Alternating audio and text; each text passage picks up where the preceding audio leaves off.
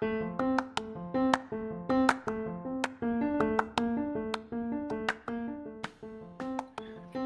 Doomer Bloomer podcast is a community for the resurrection of good ideas. We profile the hero's journey in weekly episodes and teach people about the 10 pillars framework for success in life, business, and relationships. Our mission is to find and help all Doomer Bloomers with mental health issues, poverty mindset, lack of resources, and those left behind in this world. Tune in weekly with Will S. and occasionally John Wynn as we have deep conversations with guests about the hero's journey, clown world order, and the resurrection of good ideas. To help support our community, go to www.thedoomerbloomerpodcast.com/support to become a member today. And remember, we are the cure for COVID-19.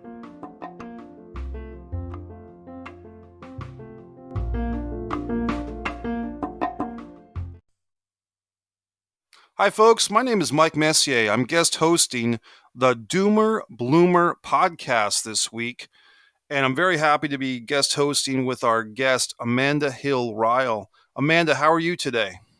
I'm great, and I'm just delighted to be on the show and share my message.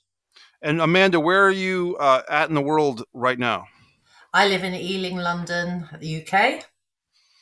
And special thanks to William Sumner, the producer and host of this show, the Doomer Bloomer podcast, which you can listen to the back episodes, including my guest spot with Will.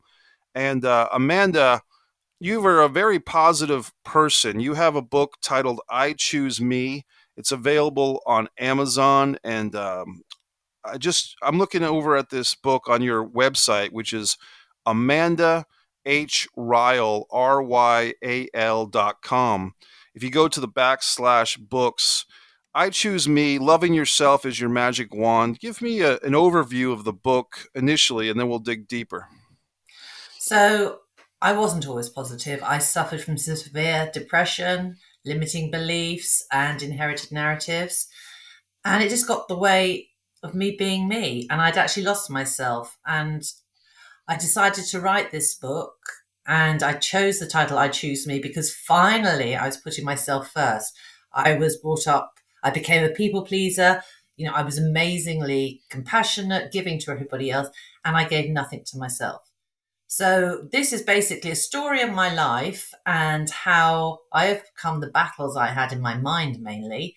At the end of each chapter, there are activities that I've done. I've done a reflection, but that I encourage the reader to do, because coming back home to yourself is key. I now have changed the way I live my life. I get up early, I meditate, I journal, so that I do not vomit, as I say, and gossip over people. I am just knowing who I am, and I want to be inspiring, joyful. Every morning before I get up, I decide what sort of person I want to be that day.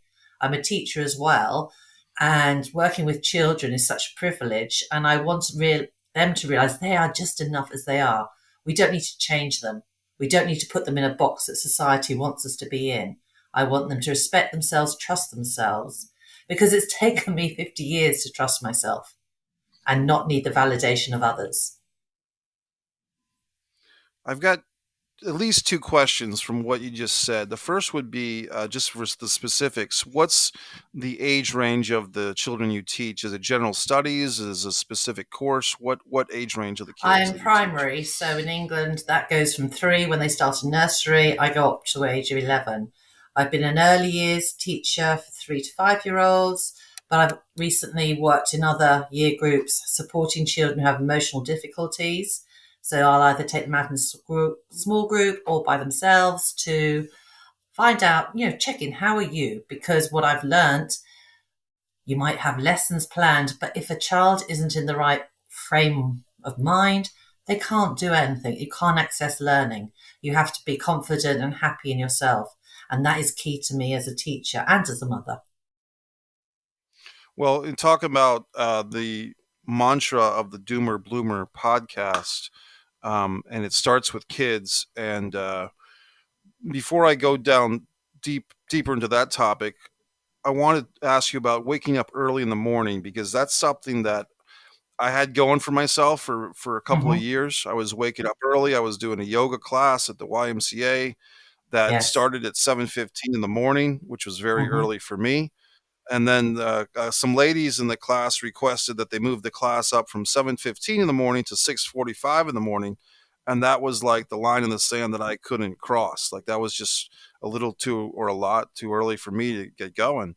But I Hmm. remember that taking those yoga classes at 7:15 was great, and I kind of miss it. I do miss it, but I feel like that mindset of waking up early in the morning and getting going, it really, for me, I'm a night owl, kind of Yes.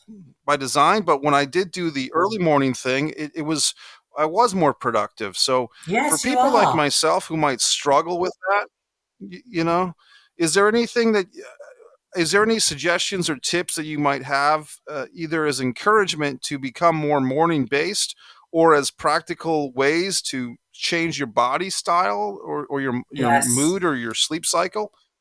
Totally. I mean, I do suffer from SAD. I hate the dark winters. So me trying to get out at 5 o'clock in the morning, I get up. That in the winter is a like, no, my body's saying no, hit the snooze button. So one thing to do practically is to move your alarm. So you actually have to get out of bed to turn it off. Another Mm, thing I do is put my phone downstairs so that I'm not getting up scrolling. But what I found is before the rest of the family are up and that quiet time is actually quite beautiful. And as you said, it sets your mind. So I do my meditation and I set up for the day. And what I found is if I don't do it, my day just goes haywire and I'm all over the place. right. I used to be very last minute, get out of bed, charge out of the door, get to work, and I was in that anxious state. But now, because I give myself the time, I'm relaxed. I have time to eat something because I didn't used to eat breakfast. And I know it's, yeah, if you're not used to it, but it's just self discipline. And what I've learned is self discipline is love for yourself because our mind, our brain needs structure. And to be able to, free yourself and to be in flow, ready for the day, it's the best thing I ever did. So try it out. Just give yourself, just do it for 2 days and see the difference. Then, if you've done that, congratulate yourself and try it Right. for a week. Small steps. We're not asking you to, climb Mount Everest on day one. It takes practice and training. To be honest with you, the first time I did Sure. meditation, I couldn't bear it because to me, the silence, because I was so busy and I used to have the TV on, the radio on, it was deafening to me and I just couldn't do it. I was antsy pantsy, couldn't sit still. But I thought, well, I didn't like it, but I'm coming back to it, coming back to it. And then I found what's inside of me because we've got everything we ever want in life inside ourselves. We were just never taught it. No, that makes sense. And when you talk about childhood, and I hope it's not too personal, but in the opening pages of your book and so forth, it's mentioned that you were the third born of three daughters, and then you had a younger brother. And if I don't want to put words in your mouth, but from what I got out of it, the feeling that you were getting from your family is that your dad in particular really wanted a son. So we had Yes. your two older sisters first, and then you came about 7 years after your most recent sister was born. 7 years later, you came, and then they're like, "Oh, you still got to have that son." So they had one Yes. more child, which turned out to be a son, and that was it. But and the way that you described it, well, will you describe it to me, because I found it pretty interesting and something that people can relate to. You go ahead and tell us more about that. Well, because my sisters were older than me, they were known as the girls. Robert and I were known as the kids. But because he got all the attention, as I saw it in my, I was a child, I couldn't process it all. Right. But I made a decision then that I wasn't wanted. I didn't belong. I was the odd duckling in the family that shouldn't be there. I even said to mom growing up, was I adopted? And she went, no, what gave you that idea? But my identity was totally lost. I didn't feel that I was accepted for who I was. Not that I, had much grounding on that at the age of 3, 4, because I was 2.5 when Robert was born. but it was always, and when I was with him, I had to take responsibility. If he did something wrong, I got the blame. And I just thought Mm. it was most unfair. So, but that story stuck with me. And then, at school, I found it difficult to make friends. And I thought, I just don't belong anywhere. But that made me have or develop a self limiting belief that I'm not good enough, I'm unworthy, and I'm unlovable. And that has traveled Yeah, with me throughout my, into adulthood.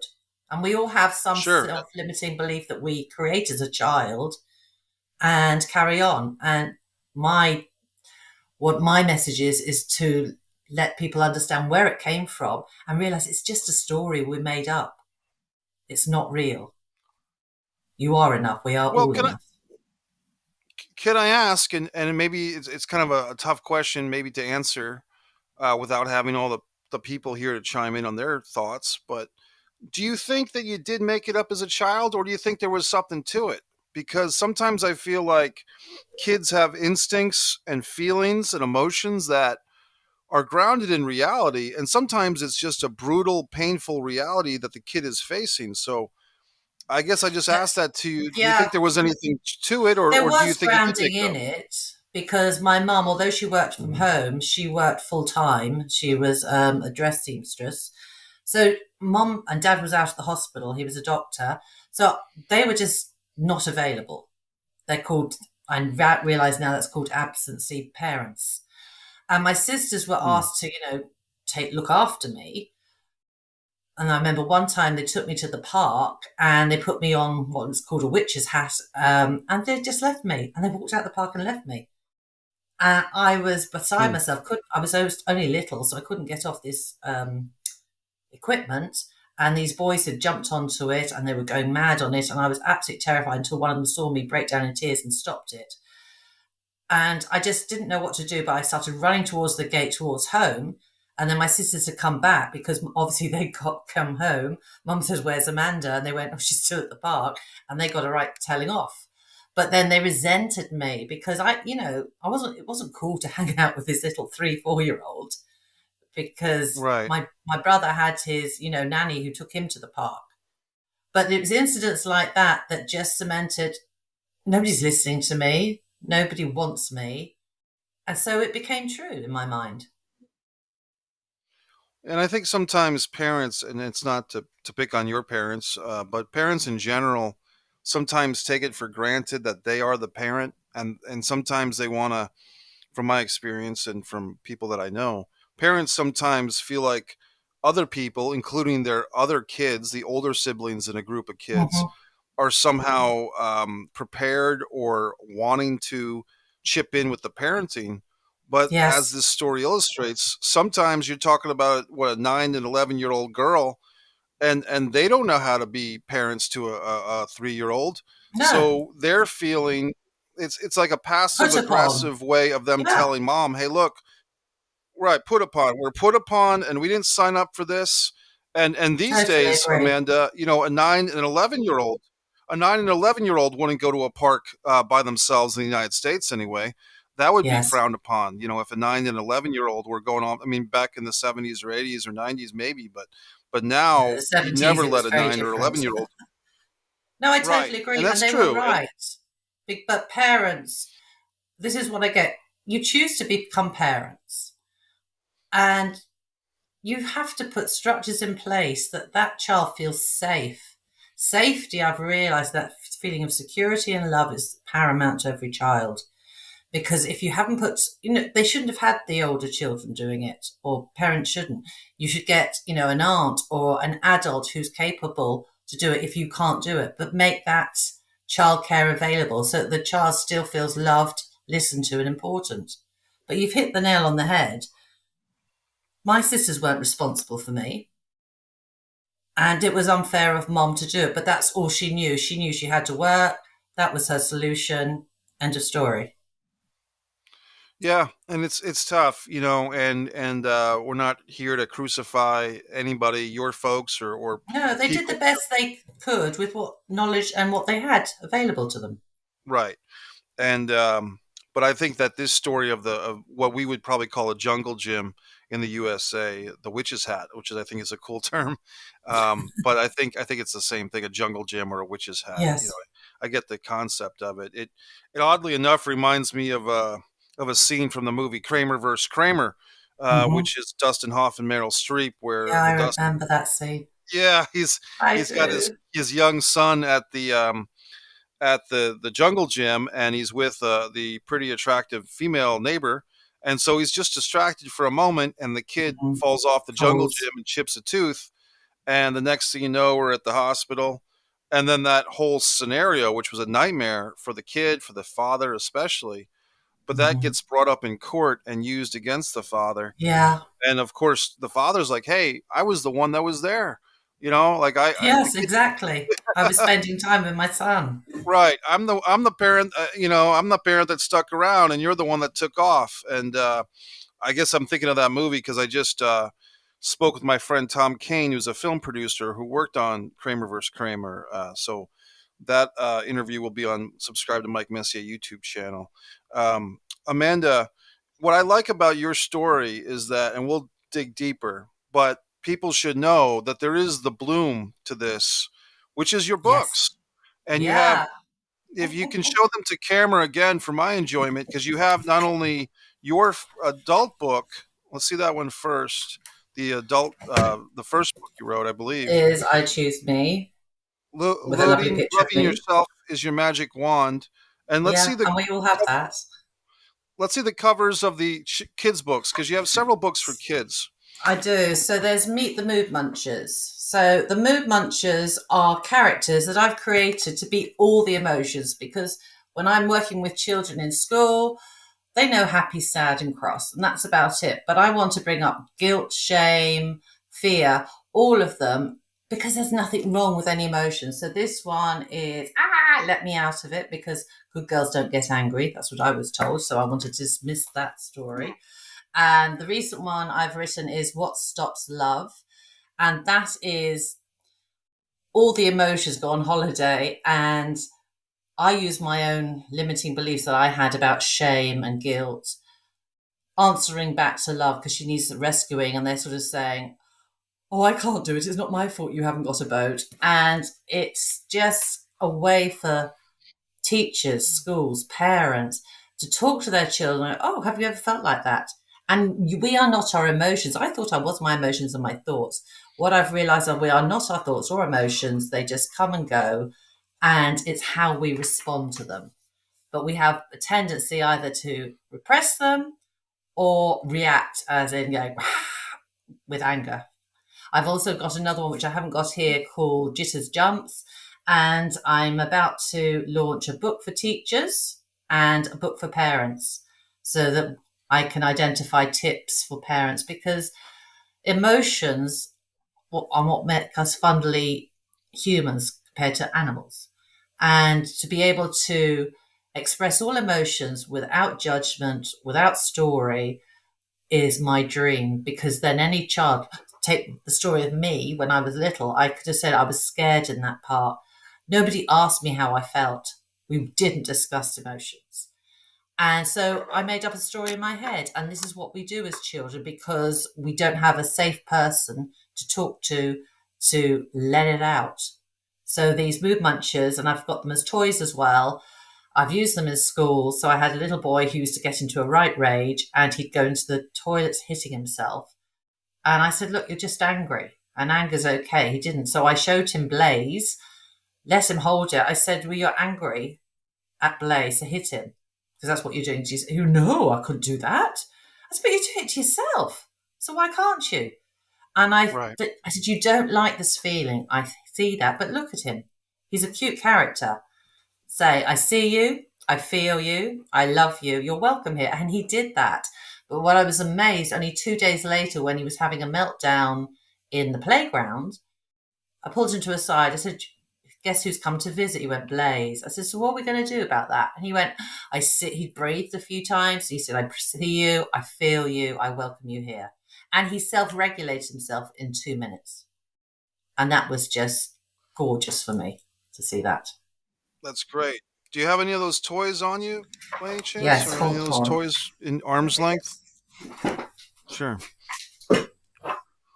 Folks, thanks for watching and listening to the Doomer Bloomer podcast. This is You guest can host see the Mike Messier pictures of, taking over for Will Sumner for the week. so you can Yeah, see I was seeing them in the pictures of them background. I there. think these are great. Yeah. So this is, I call her Smug. She's Pride, because it's good to be proud of yourself, but then you can get arrogant. This is my Blaze. I love him. That's Right. Blaze. And this one, which I think we all have as human beings, is Judd. So she's a question mark size, but I call her Judd. Wow. So I'm going to use these to create, because I want to do a YouTube channel, and I'm going to create little scenarios using emotions for children to watch and to understand. And I'm getting them created as smaller versions of those for children to buy via my website. So I'm really excited about that new adventure. Once again, on Amazon, how would people find your books on Amazon? Because I want them to make sure they know how to find them. Just look up Amanda Hill Ryall, and you'll find there's 4 currently on Amazon. And by the end of the summer, there'll be, or by end of September, there'll be another 2 that parents and teachers can use as a guideline to let's just start talking emotions and make them all normalized.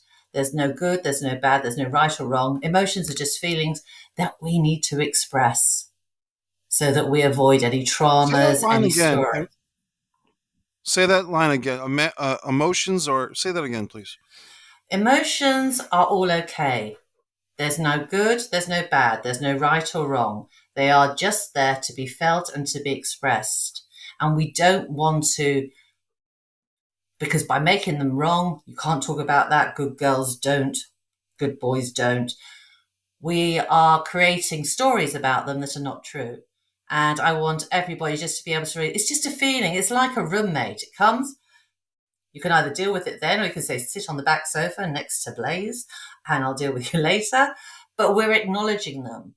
But what I have discovered through 30 years of teaching and as a mother, if you don't acknowledge children's and your own emotions, for just emotions, then that's okay.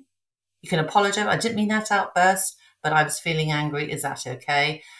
Then they're acknowledged and then they can move on. But I didn't. And I had a lot of repressed sorrow. It probably led to my depression. And I don't want anybody to go through that. But you see, depression comes from those limiting beliefs that we're not good enough. And our brain believes this. And we have trauma inside us with repressed emotions. And through the work of meditating, body scan, I am allowing all those emotions from years to come to the surface, and I'm not scared of them anymore. Because I'll be honest with you, let's face it, we all want to look good, don't we? And I was a bit of a control freak, and I wanted to look good all the time and to seem in control. And you can't be in control if you're having a big cry or you're angry. I did get angry with my son today. I just lost it with him. And I thought, oh dear, that wasn't the greatest reaction. So I went down to him and said, look, I'm sorry I got angry, but I was frustrated because I keep asking you to do things. He's a teenager, by the way. And you just don't talk to me and you don't respond. And it just gets to me because I'm a human being too. But I'm sorry for the way I responded to you. That was a reaction. And he was fine. He says, it's all right, Mum, I understand. And he gave me a hug. And it was all okay. But if I hadn't gone to him and explained, taking responsibility for my reaction, he'd have been sitting in there festering, whose mum thinks she is, blah, blah, blah, blah, blah. And that's what we have a tendency to do. And I want to stop all that and just make emotions are emotions. Welcome. Come. I've said something which is you can't teach emotions and you can't tell other people how to feel. And I've seen that happen with parents and fathers and sons and mothers and daughters and every combination when the parent doesn't agree with the emotion that the kid is having, or it could be a spouse or any type of relationship, but telling someone, don't be angry. You shouldn't be angry. You shouldn't be upset. Yeah, but that's a judgment. You shouldn't find this funny. Yeah. Right. But do you see that response that's coming out of them is that they have a problem with that emotion. So what I say to people I work with, I say, well, just take a pad during the day and all your thoughts that you have, because you don't say everything out loud, just write it down And if you look at your thinking, you will find that there's an emotion that you are very attached to. With my depression, it was sorrow, sadness, and shame and guilt because I was Catholic Irish upbringing. You go figure. Um, so they played a big part of who I was being because you weren't meant to feel guilty and shameful, and yet that was within me, and nobody helped me to speak it out as a child. They didn't say it's okay. We love you regardless. It's okay to have an outburst. It's okay to cry. One of the phrases that I hate that I had growing up is big boys don't cry. No wonder guys grow up thinking that it's weak to express yourself. It's like basically saying you're weak for being a human being. You don't want robots. We want to be able in marriages, in relationships, in friendships, to be able to, I've got your back, you've got mine, and I accept you just the way you are. Is there cultural differences in how emotions are shared or expressed? You mentioned, I think you were basically leaning into the Catholic guilt thing, and Oh, we've seen yes. like the filmmaker Edward Burns, the filmmaker, does a great job of having that with Irish American characters in his Mhm. movies. She's the One and the brothers McMullen, one of which those guys is a friend of mine, Michael McGlone, who also I have two interviews with him on subscribe to Mike Messier YouTube channel from the brothers McMullen. And in those families, and see, I kind of grew up with a very, I would call it a weird, to me, it was weird, family setup. But to people that have these strong cultural identities, the Catholic Irish American family or real Ireland family, people actually in Ireland, where shame and guilt and can you talk about more about some of the different dynamics of that type of cultural differences in different families? Well, cultural dynamics, they come from traditions, and I am wanting to literally cut the generational ties to these stories because traditions that might have been helpful, 100 years, 50 years ago, they're not helpful now. I mean, my mom, if you didn't eat your food, she'd say, offer it up to the holy souls. And you go, what holy souls? Because believe in heaven. Now, me, I'm spiritual. I'm not what I call religious. I believe we're all connected with energy. But our parents and their parents told them there's a right way and a wrong way. You can read the Bible, but the Bible is just a history book. With religions, and I'm taking it down the religious with the shame and guilt, etc. If you see religion and God or source, whatever you want to, in the middle of a cube, on the 8 sides you've got Judaism, Buddhism, Catholicism, Hinduism, all of them. But what the actual real truth is just love and acceptance inside that. But man, in his wisdom, has changed it to say, no, if you're not doing it this way, this is what Allah wants, this is what God wants. It's absolute nonsense. They just want us all to accept each other. But parents use their religion, their traditions to threaten children. My mum didn't do that. My mum used to say, if you loved me, you'd get up and do it. It was emotional blackmail. And she'd obviously had it from her mum. And these things travel down the generational. And I wanted to stop there because I used to say, I didn't realize I was doing it because it's so unconscious. My husband said to me, you're always blaming yourself and it's always my fault or it's not my fault. And it wasn't until my son was about 8 years old and I went to ask him to get the milk out of the fridge and he said, I can't find it. It's not my fault. I said, I only asked you to find the milk. I said, why are you saying it's a fault? And he went, I don't know. But Martin said, but that's the language you've been using. And I wasn't even aware I was using it. This is what was the scary thing. So now I've changed it. We don't use the word fault or blame. We use responsibility. It's your responsibility. And that goes for everyone. So the power of words and what they mean have a big effect on others because you might use a word, I'll use a word, but we are thinking two different things about it. So we need to, that's why, another with the mood munchers, I break down what is shame? What's he there for? How, because shame is important, but you don't have to carry it. I carried it like a big piggyback, with guilt. And I was just weighed down by it. And my parents were weighed down by it. Oh, if you're not good, if you're not a good girl, you'll go to hell and you'll burn in the, things of hell and fire and damnation. That's rubbish. But that is something, a story that somebody made up along the lines to make children behave. Well, what I find interesting, even an analogy, um, right now in your time in the UK, it's 6 p.m., right? Or we started at Yes. 6 p.m. Yes. And for me, we started at 1 p.m. So in my reality, it's 1 p.m. And in your reality, it's 6 p.m. Neither one of us is wrong, No. except the perspective is different. And so just trying to, sometimes we say something or we write an email, even worse, or a text, even worse. Yeah. And we might not have a trace of sarcasm in our system, or maybe we do.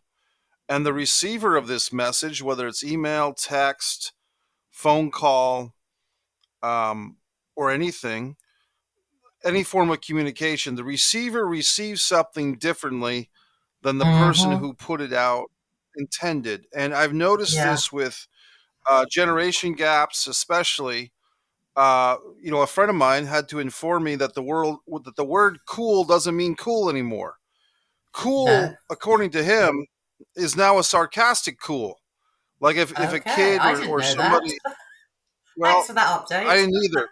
I didn't either. But apparently, if a kid responds on a Facebook post, like if there's a back and forth, Yes. and the kid writes "cool," it's a sarcastic cool, like Yeah. okay, Yeah. it's like a cool, It's a okay, dig. okay, boomer. It's a dig. It's a cool, okay, boomer dig. Now, for Yeah. me, I didn't realize that, and I never thought of the word cool as being available for use in sarcasm. Otherwise, I would have used it myself. But in any event, I do have a question for you. Now, I want you to be careful with this answer because it's a hmm question. I don't want you to get in any type of trouble or any type of thing like that. But Okay. if you can provide an answer without naming names or exact circumstances, that's why I'm giving you a little stall time on this. Okay. You're a teacher with young kids.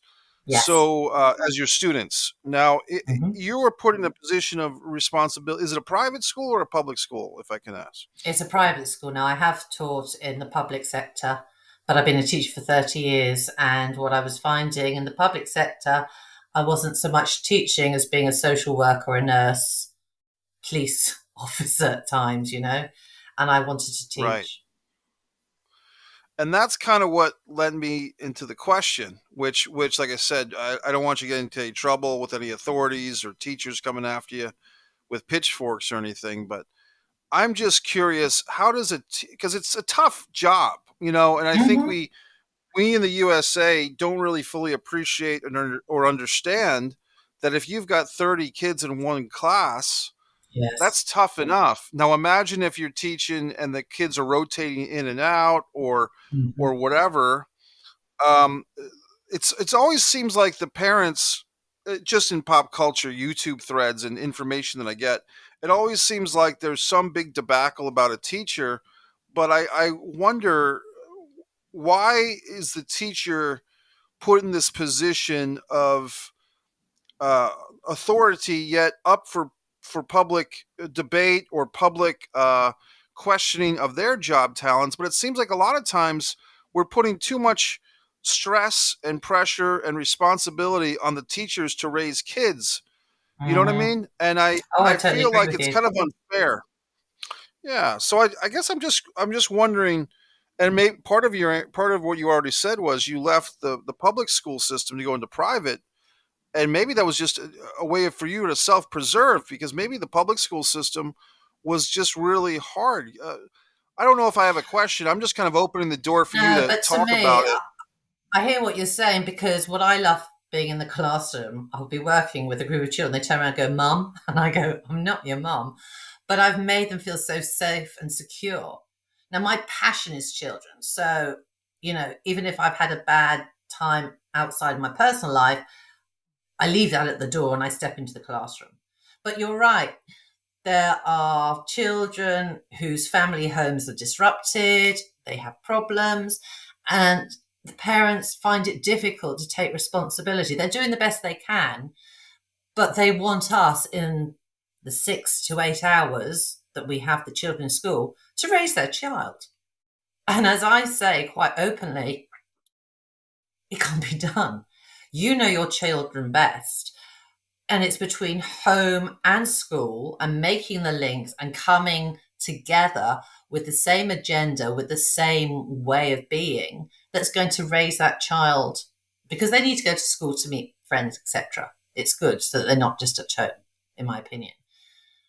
But if we're, home is saying one thing, school is saying another thing, that child is just going to get confused, and the confusion is going to show up in behavior. And that is half the problem. I mean, in my day, I used to get hit because I wasn't bright. Because in my day, in the 70s, it was board and chalk. And if you didn't understand, you weren't allowed to back chat. You weren't allowed to ask for help. And I just was told I was stupid and I'd be lucky to get a job sweeping the streets.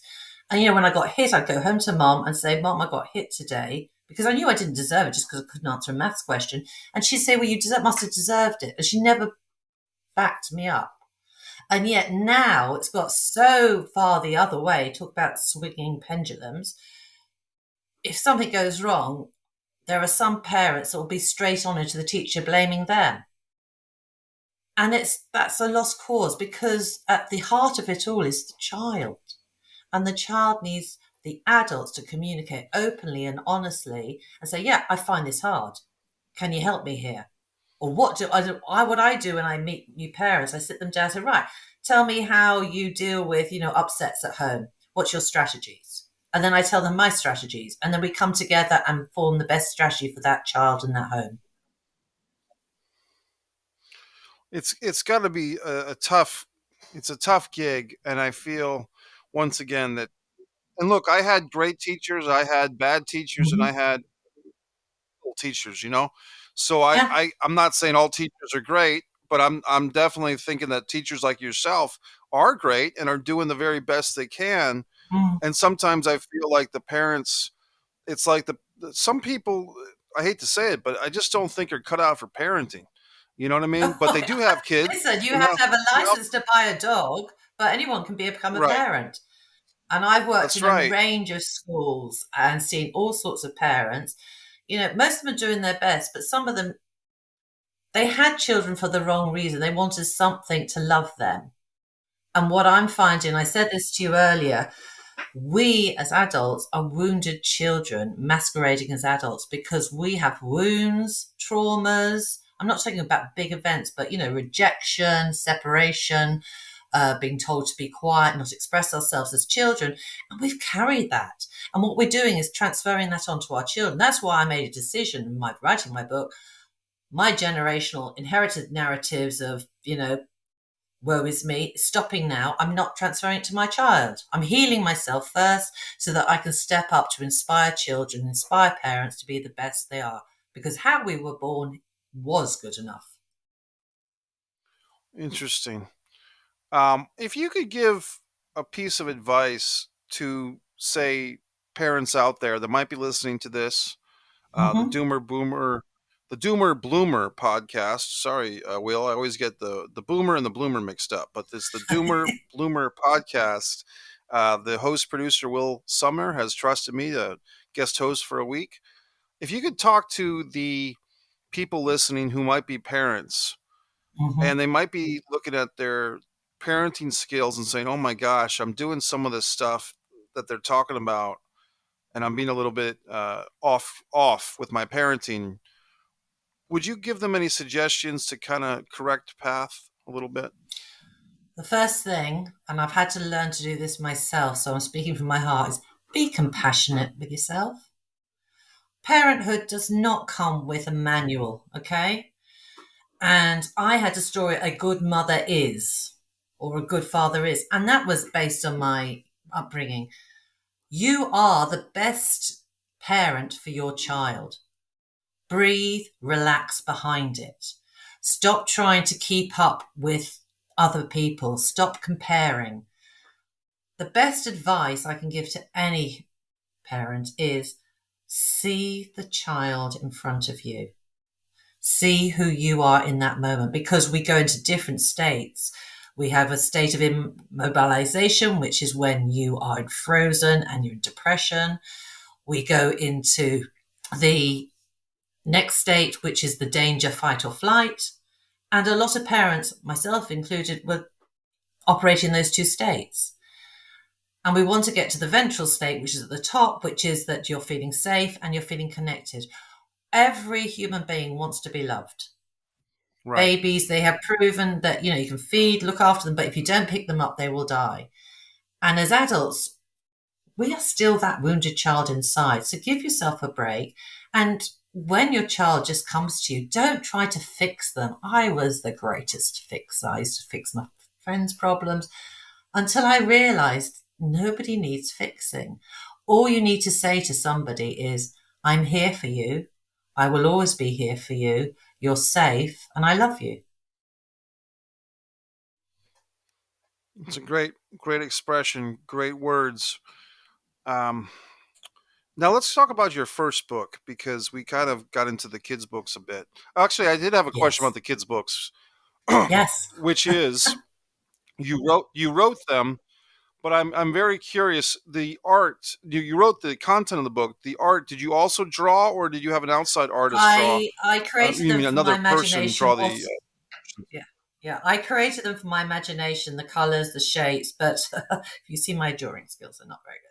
So I did employ a wonderful lady from Fiverr to draw them for me and then to use them, and then I'm sending those images.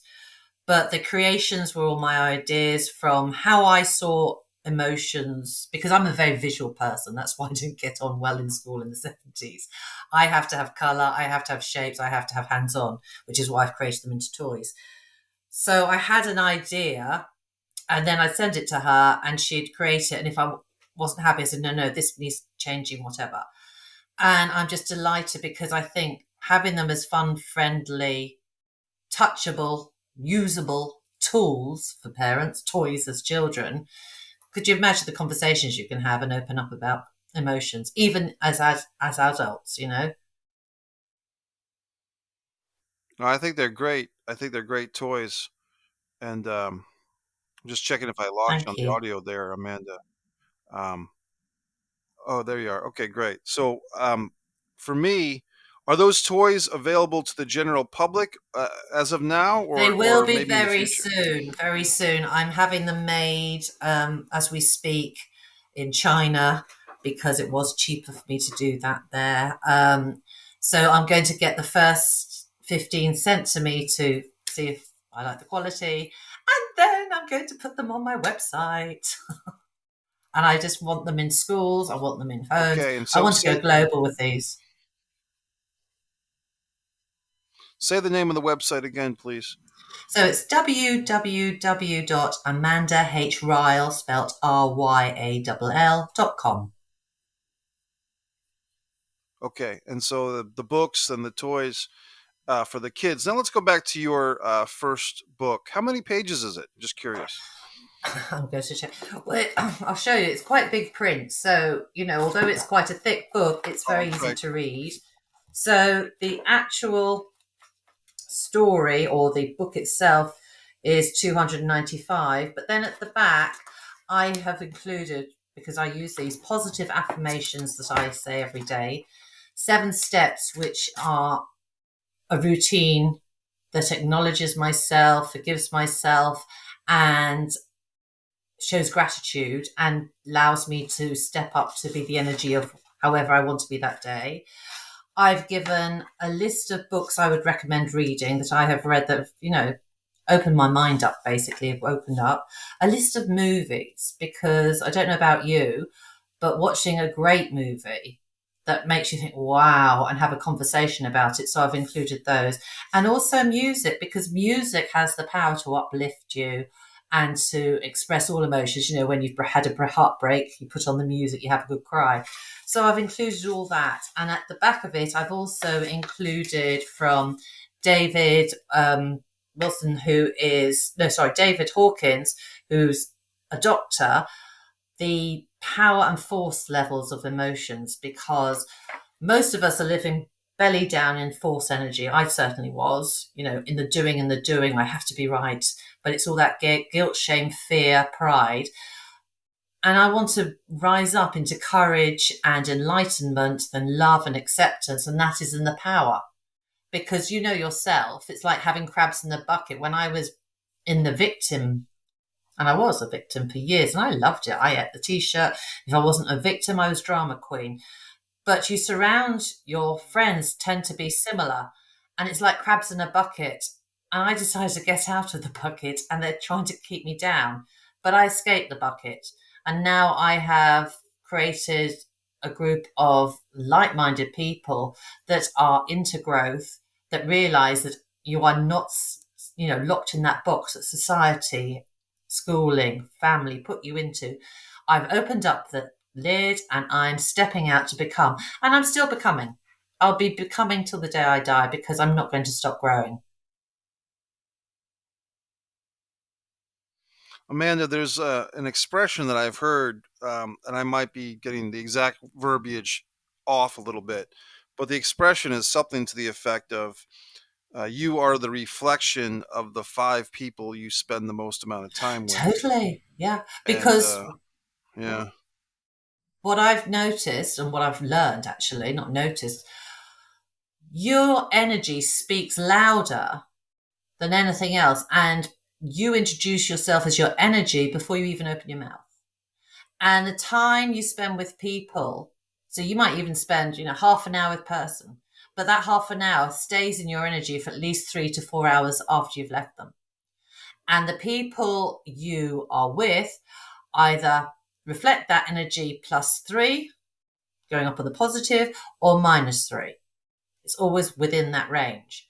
So I, you know, used to be having friends that was, you know, I'd be all woe is me, they'd be, oh no, that's so bad. Oh, and it was all that pity party.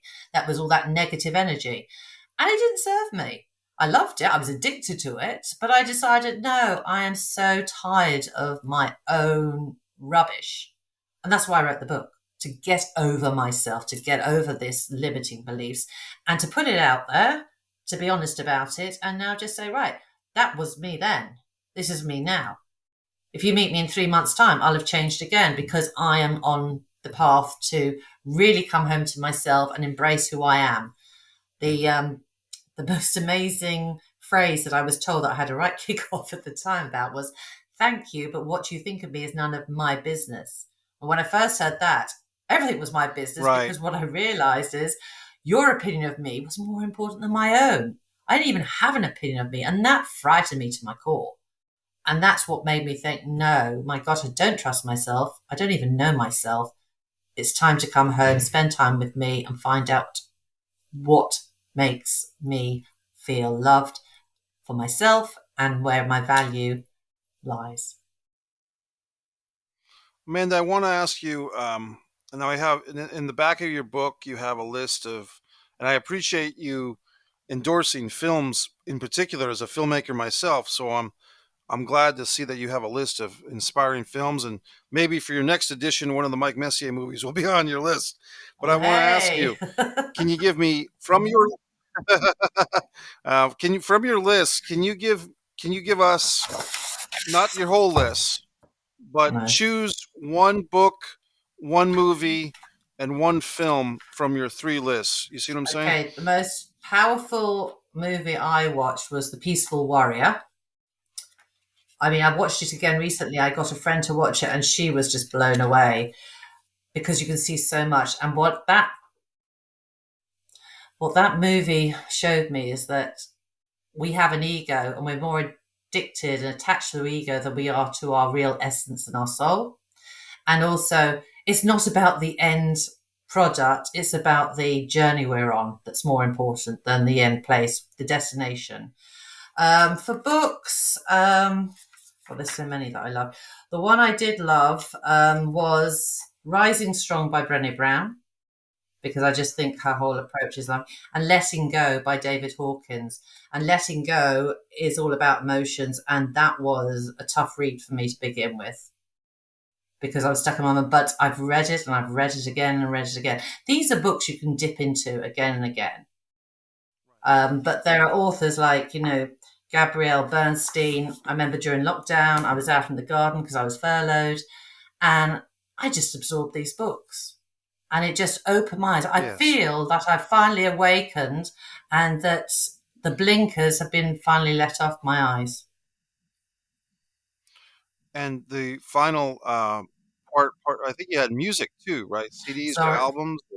Yes. So, do you like The Greatest Showman? I don't know what that is. Who's the Greatest Showman? The Greatest Showman, with Hugh Jackman, The Greatest Showman, the film. But from now on, and it's about the Barnum and Bailey circus, right? Yes. Is it about the circus? Yeah, okay, Yes, okay, yeah, I know it. that. Yeah. So From Now On is a very powerful song that I loved, and A Million Dreams, and then the perfect one was This Is Me, and it was sung by Keela Settle. That to me just encompassed everything, because she's finally coming home herself, owning herself unapologetically. If I did another book, it'd be called I'm Unapologetically Me. Maybe you should do another one. Because, like you said, but it's there's always so much more information.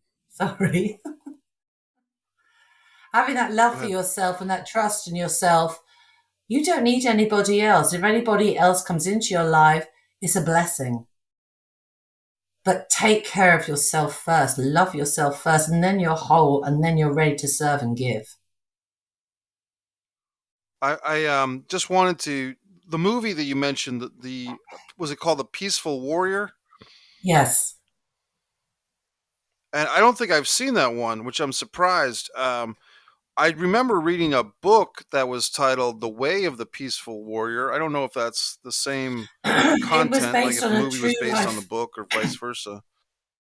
Peaceful Warrior is based on a true life story of a teenager who was an athletic, and was going for the Olympics. And he had an accident.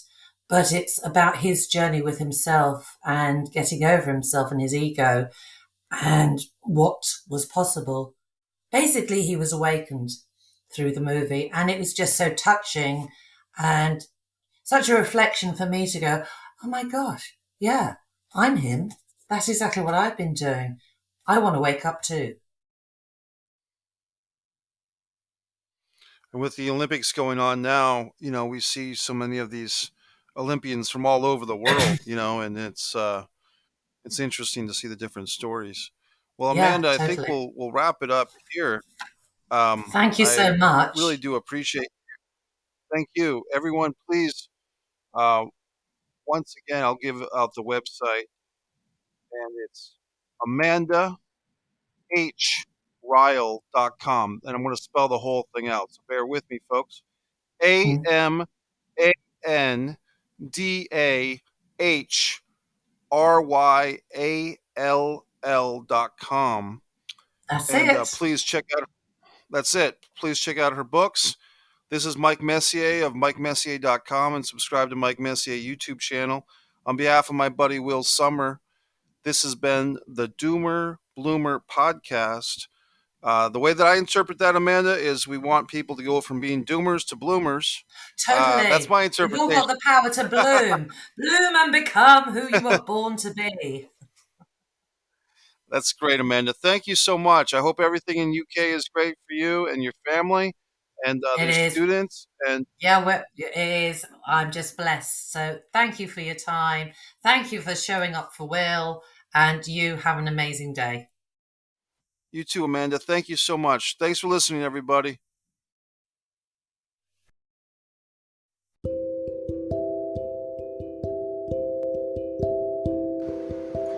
Hi there, it's Will with the Doomer Bloomer podcast.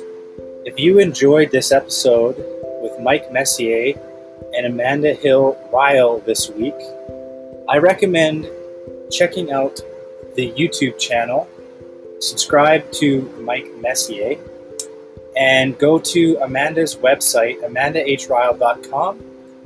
Check out her new book, I Choose Me, and her Mood Muncher series on Amazon.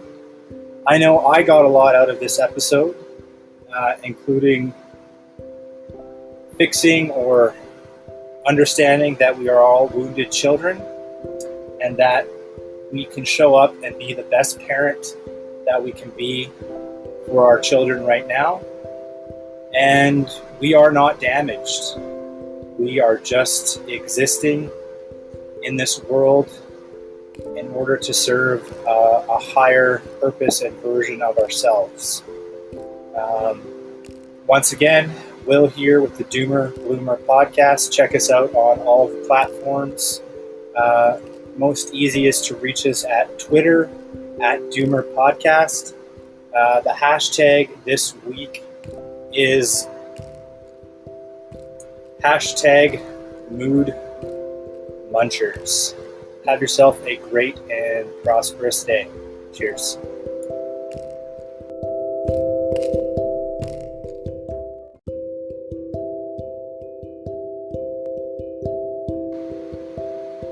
P.S. I'm here for you.